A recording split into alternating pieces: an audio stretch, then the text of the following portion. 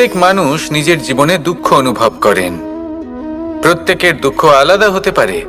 কারোর মনে এই দুঃখ থাকে যে সে তার বাবা মায়ের সব ইচ্ছে পূরণ করতে পারেননি। কেউ এটা ভেবে দুঃখ পান যে সে চিরকাল সদাচার করেছেন, সৎকর্ম করেছেন, কিন্তু তাও তাকে দুরাচারী বলে মনে করা হয়। কেউ এটা ভেবেও দুঃখ পান যে তার সামনে যে ব্যক্তি রয়েছেন তার চোখে তিনি শত্রু হয়ে উঠেছেন বা দুষ্ট হয়ে উঠেছেন, যেখানে তিনি হয়তো কোনো অনুচিত কাজই করেননি। এবার এই সমস্ত বিষয় নিয়ে ভেবে নিজের ব্যক্তিত্ব নিয়ে সন্দেহ প্রকাশ করবেন না। যদি নিজের ব্যক্তিত্ব নিয়ে কোনো সন্দেহ থেকে থাকে, তাহলে কর্ম সংক্রান্ত প্রশ্ন করুন যে আপনি যা করেছেন তাতে কি উচিত ছিল, কি অনুচিত ছিল। যেটা প্রয়োজন সেটা এটা বোঝার যে আপনার অন্তর্মন, আপনার বিবেক আপনাকে কি বলছে, আর আপনার অন্তর্মন আর আপনার বিবেক আপনাকে যেটা করতে বলবে শুধু সেটাই করুন। আর তারপরে এই সংসার কি বলবে, কি ভাববে সেসব নিয়ে ভাবতে যাবেন না। কারণ এই সংসার তো ঈশ্বরকেও প্রশ্ন করে থাকে, ঈশ্বরকেও দোষী মনে করে। কখনো কখনো যখন কোনো ঘটনা মানুষের ইচ্ছা অনুযায়ী ঘটে না, তখন মানুষ এটা বলে যে হে ঈশ্বর, আপনি আমার পাশে থাকলেন না, আপনি বড়ই কঠোর, এটা আপনার দোষ। যেখানে বেশিরভাগ সময় হয়তো সে নিজেই নিজের কর্মফল ভোগ করছে। আর কখনো কখনো ঈশ্বর হয়তো তার জন্য আরো ভালো কোনো পরিকল্পনা করে রেখেছেন, কিন্তু মানুষ সেটা বুঝতে পারে না। তাই দিনের শেষে যেটা প্রয়োজন সেটা হলো নিজের মনের কথা বুঝতে হবে। আপনার বিবেক কি বলছে শুধু সেটাই করুন, আর সামনে এগোতে থাকুন। আমার সাথে ভালোবেসে বলুন রাধা রাধা। সবাই বলেন যে জীবনে কাদের সঙ্গ লাভ করছি সেটা খুব গুরুত্বপূর্ণ। এক ঝুড়ি ফলের মধ্যে যদি একটা পচা ফল আপনি রেখে দেন, তাহলে আস্তে আস্তে সমস্ত ফল পচে যায়। সেই জন্য কথায় আছে যে কুসঙ্গ থেকে দূরে থাকো। কিন্তু কি করা যায়, এই সংসার খুবই ছোট। যেখানে আমরা কাজ করি, যেখানে আমরা থাকি, যে পথে আমরা আসা যাওয়া করে থাকি, যে পথে আমরা ভ্রমণ করি, সেখানে এমন অনেক সংখ্যক ব্যক্তি থাকেন যাকে দেখে আমরা মনে করি যে এদের থেকে দূরে থাকতে হবে। তখন আমরা কি করতে পারি? তাদের কি আমরা পরিত্যাগ করব? তাহলে এই সংসারে এমন অনেক মানুষ আছেন, তাহলে কি সংসারই পরিত্যাগ করব? না, সেই ফলের মতন হবেন না যারা একটি পচা ফলের উপস্থিতির জন্য নিজেরাও নষ্ট হয়ে যান। বরং হয়ে উঠুন চন্দন বৃক্ষের মতন, যেটা আসলে সাপেদের বাসস্থান, যেখানে অনেক সংখ্যক অত্যন্ত ভয়ানক বিষধর সাপ থাকে। তারপরেও এই চন্দন, সে কিন্তু নিজের শ্রেষ্ঠত্ব হারায় না, এর মূল্য কিন্তু সেই একই থাকে। মনে রাখবেন, এই সংসারে নিজের সঙ্গ বদলানোর পূর্বে নিজেকে বদলান। নিজেকে কিছুটা এমন ভাবে গড়ে তুলুন যে কেউ আসুক না কেন সে যেন আপনাকে বিভ্রান্ত বা দূষিত না করতে পারে। আসুন আমার সাথে ভালোবেসে বলুন রাধা রাধা। মানুষ জীবনে অনেক ধরনের সুখ লাভ করে, অর্থ সুখ, পরিবারের সুখ, বৈভবের সুখ। কিন্তু এমন একটা সুখ আছে যা বেশিরভাগ মানুষকে প্রভাবিত করে, কিন্তু সেই সুখ তাদের কোনো প্রয়োজনই নেই। সেটা হলো পরনিন্দা সুখ। অর্থাৎ এমন কোনো ব্যক্তিকে নিয়ে নিন্দা করা, তার প্রতি অনুচিত শব্দ প্রয়োগ করা, কারণ সেই ব্যক্তিকে আপনি পছন্দ করেন না। আর এমন অনেক মানুষ আছেন যারা এই কাজ করে খুব আনন্দ লাভ করেন, যেটা করা উচিত নয়। কারণ এতে আপনার সময়, আপনার ঊর্জা, আপনার নিজের অন্তরের ইতিবাচক শক্তি আপনি নষ্ট করে ফেলছেন। আর এই সব কিছুই আপনার প্রয়োজন আছে। যাদেরকে আপনার পছন্দ নয় সেই ব্যক্তির বিষয়ে কথাই বলবেন না। সেই সব ব্যক্তির দিকে মনোনিবেশ করুন যাদের আপনি ভালোবাসেন। সেই সব কাজে মন দিন যেগুলো আপনার ভালো লাগে। সেই বস্তুর দিকে নজর দিন যেগুলো আপনার প্রিয়, নিজের লক্ষ্যের দিকে, এই সব কিছুর দিকে নয়। এমনটা করলে আপনার জীবনে আপনি সেই সব বস্তুর দিকে নজর দিতে পারবেন যারা প্রকৃত অর্থে আপনার জীবন আরো শ্রেষ্ঠ করে তোলে। এমনটাই করুন, জীবন আরো অনেক বেশি সুন্দর হয়ে উঠবে। আর তখন এই মন প্রসন্ন হয়ে বলবে, রাধা রাধা। আজ আমরা আবার সাফল্য আর অসফলতার বিষয়ে কথা বলবো। সফল ব্যক্তি কে হয় এবং অসফল ব্যক্তি কে হয়, এই বিষয়ে আমরা আগে অনেকবার কথা বলেছি। প্রত্যেক ব্যক্তি সাফল্য লাভ করতে চান, কিন্তু প্রত্যেক ব্যক্তি সাফল্য লাভের এই কাজে সফল হতে পারেন না। এবার এটা কেন হয়, এর পেছনে কারণটা কি? কারণ হলো ভয়। সফল ব্যক্তি হলেন তিনি যিনি নিজের সিদ্ধান্ত দ্বারা এই সমস্ত সংসারকে বদলে দিয়ে থাকেন, এবং অসফল ব্যক্তি হলেন তিনি যিনি এই সংসারকে দেখে এর বিষয়ে ভেবে নিজের সিদ্ধান্ত বদলে ফেলেন। প্রয়োজন হলো নিজের লক্ষ্যের বিষয়ে ভেবে দেখার, পথের বিষয়ে ভেবে দেখার। একবার যদি আপনি পথ নির্বাচন করে থাকেন, সেই পথে অগ্রসর হতে থাকুন আর তাতে অটল থাকুন। সবসময় দৃঢ় প্রতিজ্ঞ হন। আপনি যদি কোনো পথে টিকে থাকেন আর নিরন্তর পরিশ্রম করতে থাকেন, তবেই আপনার জীবনে সাফল্য আসবে। যদি কথায় কথায় লোকে কি ভাববে, লোকে কি বলবে, একথা ভেবে নিজের সিদ্ধান্ত পাল্টান, তাহলে কখনো নিজের লক্ষ্যে পৌঁছতে পারবেন না। আসুন আমার সাথে ভালোবেসে বলুন, রাধা রাধা। মানুষের 6টি বড় শত্রু রয়েছে, আর এরা অন্য কোথাও নয়, বরং মানুষের অন্তরেই বাস করে। এই 6টি শত্রু হল কাম, ক্রোধ, মোহ, লোভ, ঈর্ষা আর অহংকার। কিন্তু এরা কি চিরকাল আপনার শত্রু হিসেবেই থেকে যায়? এদেরকে নিজের বন্ধু করে তোলা কি সম্ভব নয়? ভেবে দেখুন না। এবার যদি কথা বলি কাম নিয়ে, অর্থাৎ কামনা করা, তাহলে মানুষ যদি জীবনে কামনা করতে থাকে, তাহলে সন্তোষের অনুভূতি লাভ করতে পারে না। কিন্তু এই কামনাই মানুষের বন্ধু হয়ে উঠতে পারে। কিভাবে? ধরুন, যদি মানুষ ভাবে আমি আরো অনেক বেশি শ্রেষ্ঠ ব্যক্তি হয়ে উঠতে চাই, আর তার জন্য কর্ম করে, পরিশ্রম করে, তাহলে ভবিষ্যতে গিয়ে শ্রেষ্ঠ ব্যক্তি হয়ে উঠতে পারে কামনার কারণে। অর্থাৎ এই কামনাই ওর বন্ধু হয়ে ওঠে। কিন্তু ধরুন, কোনো মানুষ যদি চায় সে শ্রেষ্ঠ ব্যক্তি হয়ে উঠবে, কিন্তু তার জন্য না কোনো কর্ম করছেন আর না কোনো পরিশ্রম করছেন, আর অধর্মের পথে চলতে শুরু করে দেন, তাহলে এই কামনাই তার শত্রু হয়ে উঠতে পারে। এবার যদি এই কামনাকে নিজের বন্ধু করে তুলতে হয়, তাহলে নিজের নির্বাচনে বিচক্ষণ হতে হবে, নিজের মস্তিষ্কের উপর নিয়ন্ত্রণ রাখতে শিখতে হবে। সেটাই করুন আর আমার সাথে ভালোবেসে বলুন, রাধা রাধা। আজ আমরা মানুষের আরো একটি শত্রুর বিষয়ে কথা বলবো, যার নাম হলো লোভ। যে কোনো বস্তুকে অত্যাধিক লাভ করার যে বাসনা, যতটা লাভ করেছি ততটা যথেষ্ট নয়, আমার আরো চাই, আরো চাই, একেই বলে লোভ। এবার এই লোভ আপনার জীবনে শুভ না অশুভ, আপনার মিত্র নাকি আপনার শত্রু, সেটাও নির্ভর করছে আপনার ওপর। যেমন ধরুন, কোনো ব্যক্তির অসম্ভব ধনের লোভ, সে সেটা অর্জন করছে আর সেটা সংগ্রহ করছে, আর সেটা লাভ করার জন্য সে অনৈতিক কাজ করছে। যদি এই সব হতে থাকে, তাহলে লোভ কিন্তু আপনার পক্ষে অত্যন্ত ক্ষতিকারক। কিন্তু যদি সেই ব্যক্তি ধরুন ধন অর্জন করছেন, তার সাথে নীতিও পালন করছেন, আর সংগ্রহ করার পরে সেটা সংসারে ছড়িয়ে দিচ্ছেন, যদি এমনটা হয়, তাহলে এই লোভ আপনার বন্ধু হয়ে উঠতে পারে। যদি আপনার সৎসঙ্গ লাভ করার, সৎকর্ম করার লোভ থাকে, তাহলে আপনি কখনো একা থাকবেন না। যদি ভালোবাসা প্রদান করার লোভ থাকে, এই সংসারকে সাহায্য করার লোভ থাকে, তাহলে এই লোভ, যা সংসারের শত্রু, সেটা কিন্তু আপনার সাথে পরমাত্মার মিলন ঘটাতে পারে। এবার এই লোভকে নিজের মিত্র করে তুলবেন নাকি শত্রু করে তুলবেন, সেই সিদ্ধান্ত আপনারই। আসুন আমার সাথে ভালোবেসে বলুন, রাধা রাধা।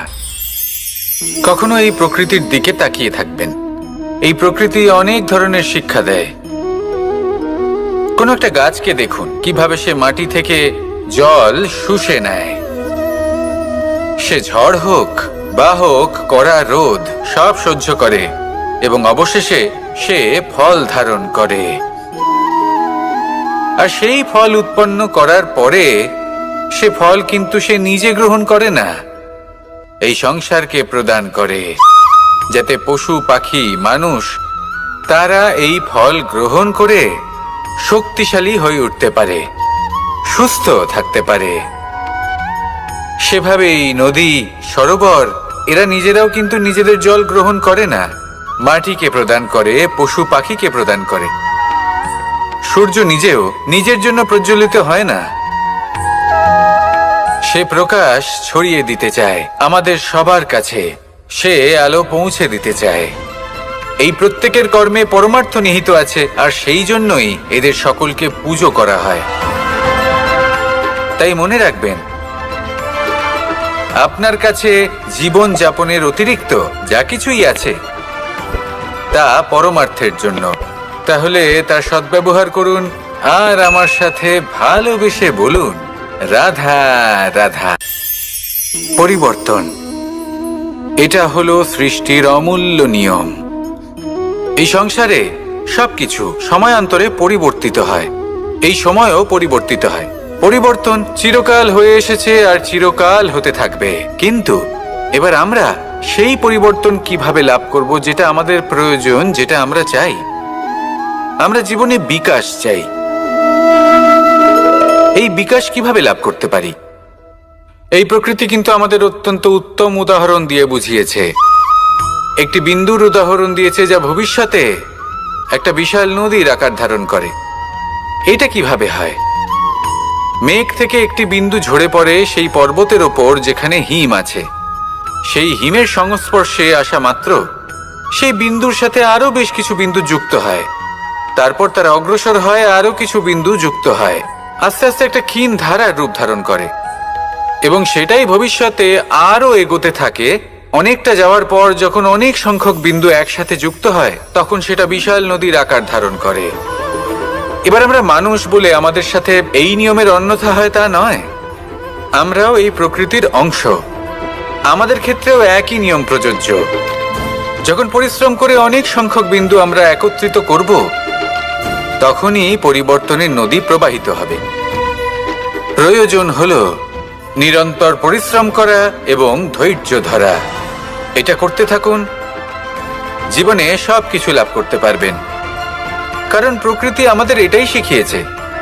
আর আমরা এই ব্রহ্মরই একটি অংশ, যার দ্বারা এই ব্রহ্মাণ্ড নির্মিত। আসুন আমার সাথে ভালোবেসে বলুন, রাধা রাধা। আমরা সকলে সামাজিক জীব। মানুষের সাথে দেখা সাক্ষাৎ করা এটা চিরকালই চলতে থাকে। আমরা কখনো কাউকে উপহার দিই, আবার কখনো কেউ আমাদের উপহার দেয়। কখনো কি এমন হয়েছে যে আপনি কাউকে একটা উপহার দিয়েছেন, কিছু সময় পরে বা কিছু মাস পরে সেই উপহারই ঘুরে ফিরে আপনার কাছেই এসেছে, অর্থাৎ সেই বস্তুটাই আপনার কাছে আবার ফিরে এলো? এরকম হয়। ছেলেবেলায় একদিন একজনের বিবাহ ছিল, তখন মা তাকে একটা উপহার দিতে চাইছিলেন। তাই তিনি একটা পোশাক বানালেন আর সেটাকে সুসজ্জিত করছিলেন। আমি দেখলাম আর জিজ্ঞেস করলাম যে, মা, এই পোশাক এত সুসজ্জিত করার কি আছে? তখন মা বললেন যে, কানাই, কখনো কাউকে এমনই উপহার দেবে, এমন প্রকারে দেবে যে সেটা যদি আবার ঘুরে ফিরে তোমার কাছে ফিরে আসে তাহলে যেন তোমার খারাপ না লাগে।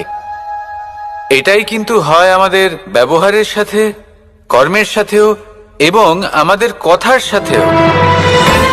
তেমনই আচরণ করবেন যে আচরণ আপনি সহ্য করতে পারবেন। যদি মুখ থেকে কটু কথা বেরোতে থাকে তখন নিজেকে সংযত করে নিন। সেই শব্দই প্রয়োগ করুন যেটা আপনি তার বদলে শুনতে চাইবেন এবং আপনার দুঃখও হবে না, কারণ আপনার কর্ম এমন একটা উপহার যেটা আবার ঘুরে ফিরে ফলস্বরূপ আপনার কাছেই আসবে। সেই জন্য নিজের আচরণ শুভ করুন, নিজের মানসিকতা শুভ করুন, নিজের মুখ থেকে মধুর বাণী নিঃসৃত করুন আর এইভাবেই মধুরভাবে বলুন, রাধা রাধা। এই সংসারে প্রত্যেকটা জিনিসের নিজস্ব একটা বিশেষত্ব আছে, আর তার বিশেষত্বর জন্যই তাকে বিশেষ গুরুত্ব দেওয়া হয়। যদি কথা বলি অস্ত্রের, যেমন তরোয়াল। তরোয়াল নির্মাণ করা হয়েছে রক্ষার জন্য। কত তাড়াতাড়ি সে সামনে উপস্থিত শত্রুকে নিধন করতে পারে। এবার এই তরোয়ালের কোন গুণটা দেখা প্রয়োজন? সেটার ধার। সেই বস্তুটি নয় যার মধ্যে এই তরোয়াল রাখা হয়। সেইভাবেই যদি আমি কথা বলি বানের, তাহলে এটা প্রয়োজনীয় নয় যে সেই বান কতটা তীক্ষ্ণ, কতটা বলশালী। এটা দেখা প্রয়োজন যে তার আকারটা কেমন। সে কি বাতাস ভেদ করে নিজের লক্ষ্যে পৌঁছতে পারবে? সেটা বেশি গুরুত্বপূর্ণ। সেই জায়গাটা নয় যেখানে সেই বান রাখা হয়।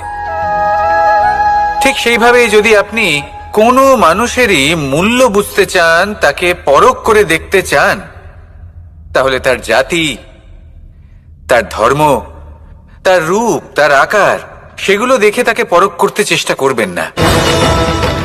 তাকে পরখ এই সব কিছুর ভিত্তিতে করবেন না। তার স্বভাবটা দেখুন, তার গুণ দেখুন, তার প্রতিভা দেখুন, তার কর্ম দেখুন। কারণ এটাই সেই ব্যক্তির আসল পরিচয়, এটাই হলো তার অস্তিত্ব। যখনই আপনি কোনো নর্তককে শ্রেষ্ঠ নৃত্য প্রদর্শন করতে দেখেন, তখন আপনি কিন্তু এটা ভাবেন না যে সে কোথা থেকে এসেছে, সে কি খায়, ওর বন্ধু বান্ধব কারা। আপনি তার নৃত্য দেখেন, ওর শিল্প দেখেন, সেটারই প্রশংসা করেন, সেটাকেই সম্মান করেন। সেইভাবে এই সংসারে সকলকে সম্মান করুন। আর এই সম্মানের আধার হওয়া উচিত তার গুণ, তার স্বভাব, তার কর্ম, তার রূপ আর তার বেশভূষা নয়। আসুন আমার সাথে ভালোবেসে বলুন, রাধা রাধা। এই সংসার বলে যে কৃষ্ণ হলো মহাযোগী। কেউ বলে যে কৃষ্ণ হলো সাংখ্যযোগের প্রবর্তক, কেউ বলে ভক্তিযোগের, কেউ বলে জ্ঞান যোগের, কেউ কেউ এটা মনে করেন যে অষ্টাঙ্গ যোগের প্রভু হলাম আমি। কিন্তু এই যোগ আসলে কি? যোগ বিষয়টাকে বোঝা খুব একটা কঠিন নয়, কিন্তু সেই যোগকে নিজের যাপনের অংশ করে তোলা হলো অত্যন্ত কঠিন। আর তার জন্য প্রয়োজন অভ্যাস। যোগ শব্দটার অর্থ হলো যুক্ত করা। আর এটা আমি ছোটবেলায় শিখেছিলাম। যখন আমার মাখন খেতে ইচ্ছে করত আর মা মাখনের সেই হাঁড়িটা ওপরে টাঙিয়ে রাখতেন, তখন আমরা ভাবতাম যে অত দূরে পৌঁছবো কি করে। তখন আমরা যোগের বিষয়ে জানতে পারলাম। আর তখন জানতে পারলাম যে সব থেকে গুরুত্বপূর্ণ যোগ আসলে কি? সহযোগিতা, সাহায্য। আমরা সব সখারা একসাথে জড়ো হতাম, একে অপরের পিঠের ওপর উঠে দাঁড়াতাম, আর তারপর আমরা ওই মাখনের হাঁড়ির কাছে পৌঁছতে পারতাম। আর তারপর আমরা সবাই মিলে সেই মাখন ভাগ করে খেতাম। সহযোগিতা, এটা অত্যন্ত গুরুত্বপূর্ণ। পাণ্ডবরাও মহাভারতে এটাই করেছিলেন। ওনাদের সাথেও কেউ ছিল না। একে অপরকে সাহায্য করে ওনারা অনেক বীরদের একত্রিত করেছিলেন। তারপর অবশেষে মহাভারতের এই মহাযুদ্ধে ওনারা জয়লাভ করেছিলেন। রামায়ণে রাম এবং লক্ষ্মণের সাথে কেউ ছিল না। সহযোগিতার মাধ্যমে ওনারা ভাল্লুক আর বানর সেনাকে একত্রিত করেছিলেন, আর এই সংসারের সব থেকে প্রবল রাক্ষস রাবণকে বধ করেছিলেন। মনে রাখবেন, একসাথে মিলে যদি আপনারা কর্ম করতে শেখেন, তাহলে এই সংসারে এমন কিছুই নেই যেটা আপনি অর্জন করতে পারবেন না। আসুন আমার সাথে ভালোবেসে বলুন, রাধা রাধা। মানুষ যখনই কোনো পর্বতারোহণ করতে শুরু করে, তখন সে বারবার পড়ে যায়, বারবার উঠে দাঁড়ায়, সামনে এগোতে চেষ্টা করে। কিন্তু যদি সে দৃঢ় নিশ্চয় করে থাকে, তাহলে সে অবশেষে সেই পর্বতের শিখরে পৌঁছেই যায়।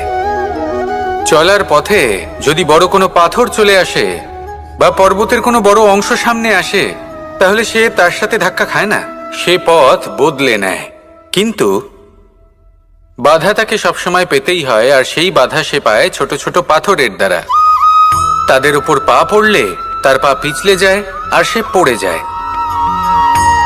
এই ছোট ছোট পাথর হলো আমাদের জীবনের সেই ছোট ছোট সমস্যা, সেই ছোট ছোট ভুলগুলো যেগুলো আমরা অবজ্ঞা করতে থাকি। আমরা ভাবি এর দ্বারা কি বা ক্ষতি হবে, কিন্তু সেগুলোই অনেক সময় আমাদের অসফলতার কারণ হয়ে দাঁড়ায়। যত তাড়াতাড়ি সম্ভব এই ছোট ছোট পাথরগুলিকে জীবন থেকে তুলে ফেলে দিন। ভুল হওয়াটা স্বাভাবিক, কিন্তু তার মানে এই নয় যে বারবার সেই ভুলের পুনরাবৃত্তি ঘটবে। ভুলটা বুঝুন, সেটা স্বীকার করুন আর সেটা শুধরে নিন। যখন আপনি এটা করতে শিখবেন, তখনই খুব তাড়াতাড়ি আপনি সেই শিখরে পৌঁছতে পারবেন। আর যখন পৌঁছে যাবেন, তখন এই মন প্রসন্ন হয়ে বলবে, রাধা রাধা। সূর্য এই সংসারকে আলো প্রদান করে। সূর্যের মনে যদি নিজের তেজের জন্য অহংকার জন্ম নেয়, তখন তার অহংকার ভঙ্গ করে মেঘ। সূর্যের আলো পূর্ণরূপে ঢেকে দেয়। মেঘের মনে যদি নিজের গতি নিয়ে অহংবোধ জন্ম নেয়, তাহলে মেঘের অহংকার ভঙ্গ করে পর্বত। মেঘের গতি অবরুদ্ধ করে দেয়। এবার যদি পর্বত নিজের নিশ্চলতা নিয়ে অহংকার করে, তাহলে সেই অহংবোধ ভঙ্গ করে একটি মূষক। সেই বিশাল পর্বতে একটি ছিদ্র করে দেয়। এবার যদি মূষকের নিজের মনে অহংবোধ জন্ম নেয়, তাহলে জল তার অভিমান ভঙ্গ করে সেই ছিদ্র দিয়ে প্রবেশ করে। আর যদি জলের মনে অহংবোধ জন্ম নেয়, তখন মানুষ বাঁধ নির্মাণ করে তার গতিপথ রুদ্ধ করে, জলের অহংকার ভঙ্গ করে। আর যদি মানুষের মনে অহংকার জন্ম নেয়, তখন সূর্য নিজের তাপ দ্বারা মানুষের অহংকার ভঙ্গ করে। এই সংসারে অহংকার প্রদর্শন করার কোনো প্রয়োজন নেই। আমাদের সবার মধ্যেই কিছু বিশেষ গুণ আছে, আর সবার মধ্যে কোনো না কোনো দোষও আছে। এই প্রকৃতি আমাদের কি শিক্ষা দেয়? কেউ একে অপরের সাথে লড়াই করে না, একে অপরের জন্য বাধা সৃষ্টি করে না, শুধু নিজের কর্ম করে। সূর্য নিজের প্রকাশ দ্বারা বনস্পতি এবং গাছপালাকে জন্ম দেয়। মেঘ বর্ষা সৃষ্টি করে লুপ্ত হয়ে যায়, আবার নির্মিত হয়। পর্বতের সেই নিশ্চলতা সেই বর্ষাকে একটা দিশা প্রদান করে, আর তারপরে তা ধারা হয়ে প্রবাহিত হয়ে যায়। এইসব কি? এইসব একটা সম্পর্ক, একটা চক্রের মতো। সবাই একসাথে নিজের কর্ম করে, তাই এই চক্র আবর্তিত হয়। এটা আমাদেরও করতে হবে। একসাথে মিলে কাজ করতে হবে। কারোর জন্য বাধা হয়ে উঠলে হবে না, কাউকে ছোট মনে করলে হবে না। এটাই করতে থাকুন। সবাই মিলেমিশে কর্ম করুন। প্রকৃতি আমাদের এই শিক্ষাই দেয়। আসুন আমার সাথে ভালোবেসে বলুন, রাধা রাধা। আপনি কখনো পলাশ ফুল দেখেছেন? কি সুন্দর দেখতে, লাল রক্তবর্ণ, উজ্জ্বল, কিন্তু এতে কোনো সুগন্ধ নেই। সেই জন্য ওকে শুধু চোখ ভরে দেখতে ইচ্ছে করে। দেখবেন তাকে কিন্তু পুজোতে ব্যবহার করা হয় না, এই ফুল দিয়ে মালা বানানো হয় না। সেরকমই আমাদের জীবনে এমন অনেক ব্যক্তি রয়েছেন যাদেরকে সম্মান অর্জন করতে হয়। যদি আপনি কোনো উচ্চ বংশে জন্ম নিয়ে থাকেন এবং আপনার কাছে সবকিছু থাকে, ধন ঐশ্বর্য থাকে, সবকিছু আপনি আগে থেকেই পেয়ে গেছেন, তাও কিন্তু এই সংসার আপনাকে সম্মান দেবে না। ততক্ষণ পর্যন্ত দেবে না যতক্ষণ না আপনি নিজের অন্তরে গুণ জাগ্রত করছেন, শ্রেষ্ঠ কর্ম করছেন, নিজের অন্তরে ইতিবাচক মনোভাবের এই সুবাস জাগ্রত করছেন। যদি এসব কিছু করেন, তাহলেই এই সংসার আপনাকে সম্মান দেবে। এবার এটা আপনার ওপরে নির্ভরশীল যে আপনি কি পলাশ ফুলের মতো হতে চান, নাকি অন্য কোনো ফুল হয়ে উঠতে চান যার সুবাস আছে, যে নিজের সুবাস এই সারা পৃথিবীতে ছড়িয়ে দেয়। আসুন আমার সাথে ভালোবেসে বলুন, রাধা রাধা।